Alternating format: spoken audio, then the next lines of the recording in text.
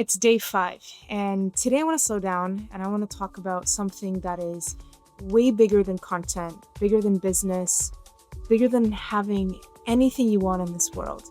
I want to talk about the one thing that makes us different than any other species on this planet. And it's not our strength or our speed, it's not our instincts, it's our ability to create. You see, other species, they survive, they adapt, they repeat the same patterns that were already built into them. Birds build nests, beavers build dams, ants build tunnels, and they all build the same thing every single time. A bird today will build the same nest that a bird built 2,000 years ago. But humans, we imagine something that doesn't exist and then bring it to life. That's not just clever, and that's not just useful. That right there, that's a miracle, and most of us forget it every single day. I want you to really think about this. You're alive in a species that builds symphonies from silence, that turns fire into cities, that takes sand and heat pressure and turns it into glass. Then one day says, why don't we turn this glass into a lens so we can see the stars up close? We invented language, then we invented writing, then the printing press, then the internet. Right now, I'm sitting in Los Angeles,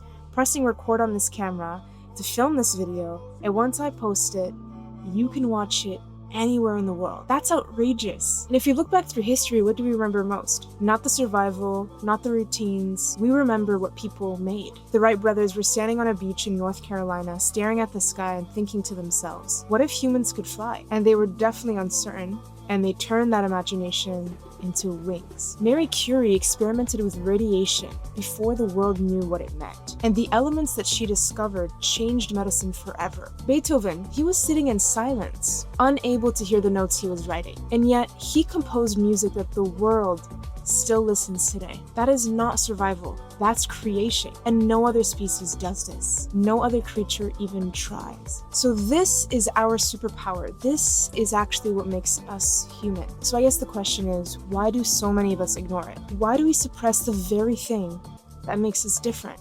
Because here's what happens when you don't create. You feel stuck, you feel numb, you feel like life is happening to you instead of through you. So you scroll, you consume, and you distract yourself. And that ache that you feel, that restless voice that says, I'm meant for more, that's not ambition, that's not ego, that's your design. Because humans weren't made to consume, we were made to create. So every time you shut down that idea, every time you silence your own voice, every time you tell yourself that it's stupid to share, you're not skipping a task, you're suffocating part of your humanity. That's why it hurts so much to hide. Because hiding isn't just silence, it's denying the one thing that separates us from every other living being on Earth. And let's be honest about why we don't create. It's not because we don't have ideas. Actually, we probably have too many ideas. And it's not because we're not capable. It's because of fear. Fear of judgment, fear of failure, fear of being laughed at, fear of being misunderstood. Have you ever noticed that that fear shows up because you're about to do something that's true to yourself? If you weren't meant to create,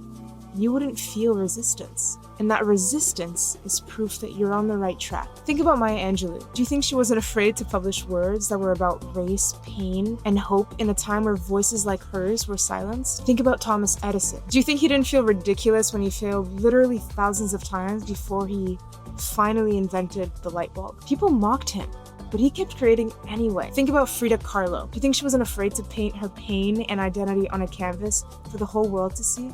She knew people might reject her and criticize her, even misunderstand her, but she painted anyway. Fear was there, but it's always there. The difference between those who create and those who don't isn't the absence of fear. It's the decision to create anyway. And here's the most beautiful part. The second you create, fear actually shrinks, because fear only grows in silence. Now, I don't want you to get stuck thinking that creation only means art. Creation is way broader than that. Creation is building a business out of nothing but an idea. Creation is raising children and shaping their future. Creation is cooking dinner with love. Creation is also telling a story at the table to make your friends laugh. Creation is also solving a problem that no one else could see. And every time that you're bringing something to existence that was never there before, you're creating. And that's why it feels good, that's why it feels meaningful. Because it's not just an activity, it's you living in alignment with your design. That's why suppressing feels like suffocating, because it is. So here's where I want to leave you on day 5. You are the only species on Earth with the ability to imagine something